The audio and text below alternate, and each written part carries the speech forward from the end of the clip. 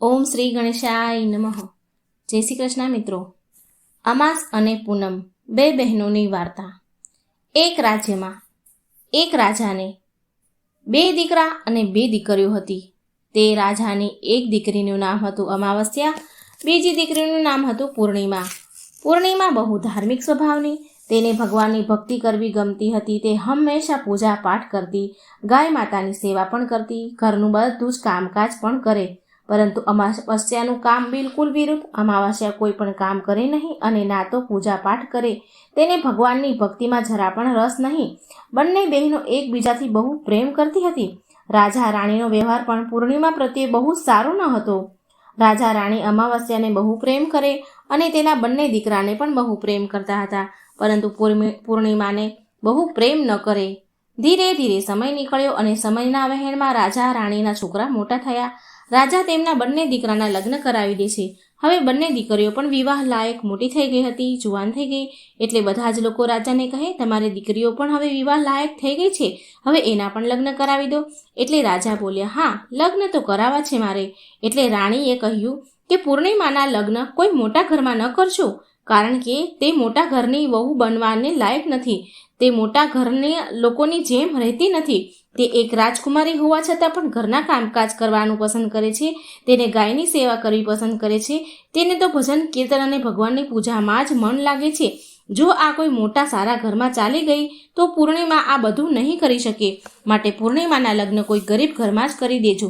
રાજાએ રાણીની વાત માની. ઠીક છે, સાચી વાત છે તમારી, રાજા બોલ્યા. પછી રાજા પૂર્ણિમા માટે લગ્ન લાયક ઘર સંબંધ એના માટે વર શોધવા લાગ્યા. અને અંતે રાજાને એક ગરીબ અને સાધારણ ઘર પૂર્ણિમા માટે મળી ગયું. એટલે સાધારણ ઘરમાં પૂર્ણિમાના લગ્ન નક્કી કરી દીધા. એટલે રાણી બોલી, મહારાજ, હવે અમાવસ્યા પણ લગ્નને લાયક થઈ ગઈ છે, માટે અમાવસ્યા માટે પણ સારો વર જુઓ, સારું ઘર જુઓ. બંને બહેનોના લગ્ન એક સાથે કરી દઈએ. રાજાએ એક નગરના રાજાના દીકરા સાથે અમાવસ્યાના લગ્ન પણ નક્કી કરી દીધા. રાજાએ રાણીને આ વાત કરી તો તે બહુ ખુશ થઈ અને મનમાં ને મનમાં વિચાર કરવા લાગી કે હવે જોઉં છું કે આ પૂર્ણિમા ગરીબ ઘરમાં કેવી રીતે રહે છે. આખો દિવસ પૂજા પાઠવાળી થઈ છે. તે જોઉં છું કે એના ભગવાન એની કેટલી મદદ કરે છે. પછી સમય આવતા રાજાએ તેની બંને દીકરીના લગ્ન કરી દીધા. અમાવસ્યાને બહુ ધન દોલત આપી, પણ પૂર્ણિમાને કંઈ જ ન આપ્યું. પૂર્ણિમાના ભાઈ ભાભી તેને બહુ પ્રેમ કરતા હતા. ખૂબ સારા અને દયાળુ સ્વભાવની હતી પૂર્ણિમા, કારણ કે પૂર્ણિમા તેની ભાભીઓને કામમાં મદદ કરતી હતી. પણ અમાવસ્યા તેના ઉપર રૂઆબ જમાવતી અને તેના ખુદના કામ ભાભીઓ પાસે કરાવતી. માટે અમાવસ્યા પ્રત્યે તેની ભાભીઓને વધારે સ્નેહ ન હતો. પછી અમાવસ્યા અને પૂર્ણિમા બંને તેના સાસરે ચાલી ગઈ. એક દિવસની વાત છે. અમાવસ્યાએ તેના ઘરમાં શિવજીની પૂજા રખાવી તો બધાને જ બોલાવ્યા. તેના ઘરે પણ તેની બહેન પૂર્ણિમાને ન બોલાવી. બધા લોકોને આમંત્રિત કર્યા, માત્ર પૂર્ણિમાને જ આમંત્રિત ન કરી. પૂર્ણિમા તેના ઘરના ઓટલે બેઠી હતી તો ગામની સ્ત્રીઓ પૂર્ણિમાના ઘરે ઓટલા પર બેઠી જોઈ એટલે કહે છે કે તારી બહેન પૂર્ણિમાએ, તારી બહેન અમાવસ્યાએ તેના ઘરે ભગવાનની પૂજા પાઠ કરાવ્યા છે, તો શું તને નથી જવાનું? તને આમંત્રણ નથી આપ્યું? ગામના લોકો આવું કહે છે પૂર્ણિમાને. એટલે પૂર્ણિમા બોલી, ના બહેનો, હું નથી જવાની, કેમ કે મારી બહેને મને આમંત્રણ નથી આપ્યું, મને એના ઘરે પૂજામાં નથી બોલાવી, તો હું કેવી રીતે જાઉં? એટલે ગામની સ્ત્રીઓએ કહ્યું, ના બોલાવે તો શું થઈ ગયું? આ તો ભગવાનની પૂજાનું કામ છે, ન બોલાવે તો પણ જવું જોઈએ. તું ચાલ અમારી સાથે. હવે ગામની સ્ત્રીઓએ પૂર્ણિમાને જવા કહ્યું. એટલે ગામની સ્ત્રીઓની વાત માની પૂર્ણિમા શિવજીની પૂજામાં અમાવસ્યાના ઘરે ગઈ. વગર આમંત્રણે તેના ઘરે ચાલી ગઈ. જ્યારે અમાવસ્યાએ જોયું કે તેની બહેન પૂર્ણિમા આવી છે તેના ઘરે, તો તેને જોઈને બહુ ગુસ્સાથી બોલી, ખૂબ રૂઆબથી બોલી અમાવસ્યા કે મેં તને બોલાવી જ ન હતી તો કેમ આવી ગઈ મારા ઘરે? હવે આવી જ ગઈ છે ને, તો ચૂપચાપ એક જગ્યા પર બેઠી રહે, આમ તેમ મારા મહેલમાં ફરતી નહીં. અમાવસ્યાએ તેની ગરીબીનો બહુ મજાક ઉડાવ્યો. પૂર્ણિમાની ગરીબીનો ખૂબ મજાક ઉડાવ્યો. પૂર્ણિમાની આંખોમાં તો આંસુ આવી ગયા. તે ગળગળી થઈ ગઈ. પૂર્ણિમા શિવજીની પ્રાર્થના કરવા લાગી, હે ભગવાન, તમે મારા પર ક્યારે કૃપા કરશો? મારી ભૂલ શું છે ભગવાન? શું ભગવાન પૂજાપાઠ કરવા, ગાય માતાની સેવા કરવી અને ઘરના કામકાજ કરવા શું કંઈ ખોટી વાત છે? ભગવાન, હવે તો મારી ઉપર દયા ખાવ. આમ પૂર્ણિમા શિવજીને વિનંતી કરવા લાગી. હવે શિવ પૂજા પૂરી થઈ ગઈ. અમાવસ્યાએ બધાને પ્રસાદ આપ્યો, પણ પૂર્ણિમાને પ્રસાદ ન આપ્યો.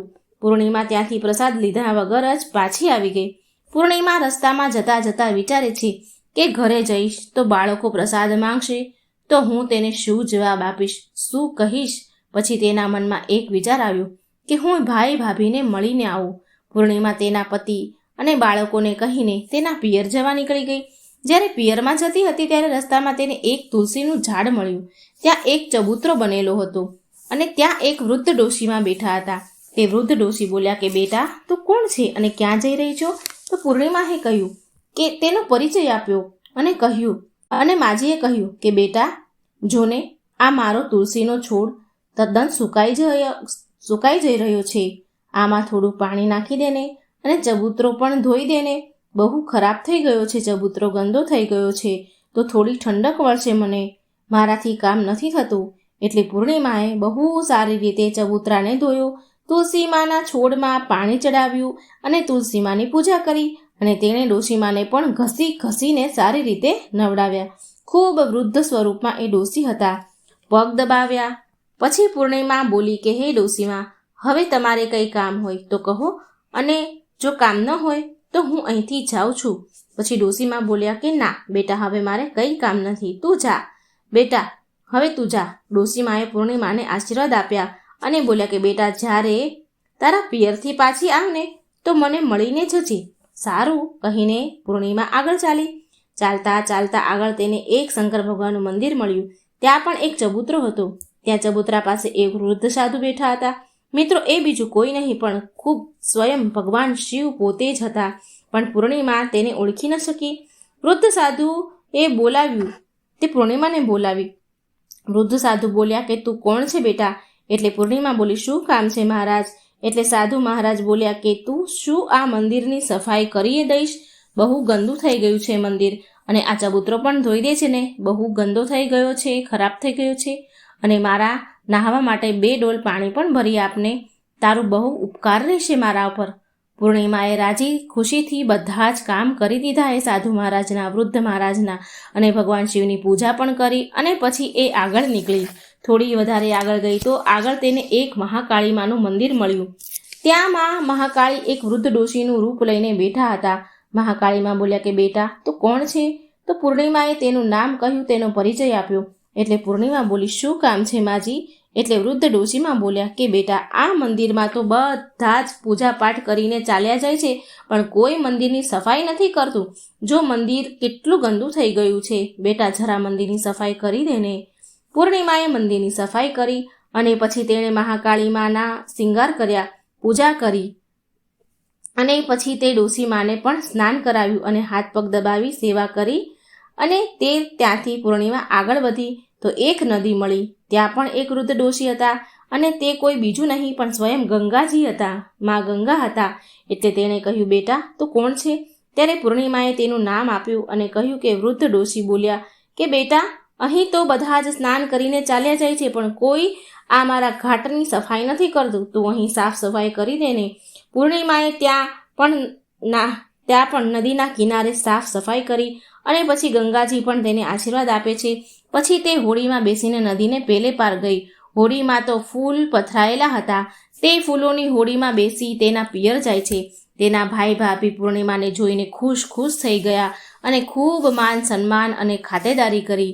ખૂબ જ તેને સાચવી અને પછી એક બીજા સાથે વાતો કરવા લાગ્યા. હળી મળીને વાતો કરે છે.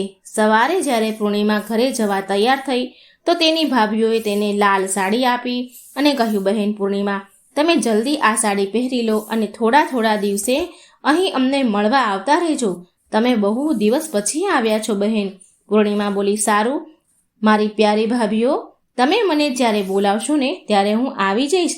અને પછી પૂર્ણિમાએ ખુશ થઈને લાલ સાડી પહેરી લીધી અને શિંગાર પણ પૂરા કર્યા. ભાભીઓએ થેલો ભરીને ધન અને ઘરેણાં આપ્યા.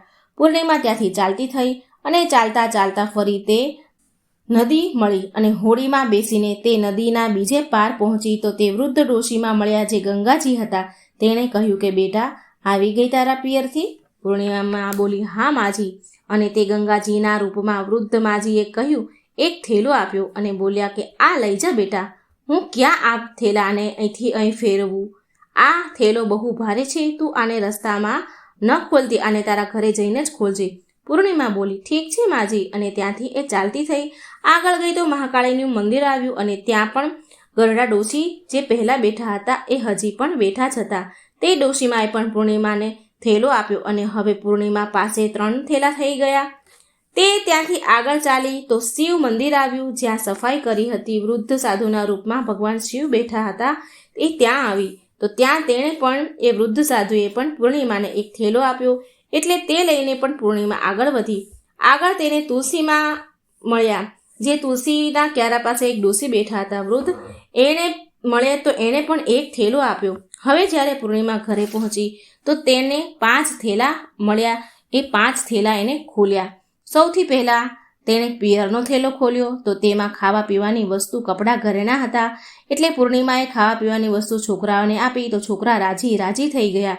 તેણે બીજો થેલો ખોલ્યો તો ગંગાજીએ આપ્યો હતો જે થેલો એ ખોલ્યો તો એમાં સોના ચાંદી ભર્યા હતા.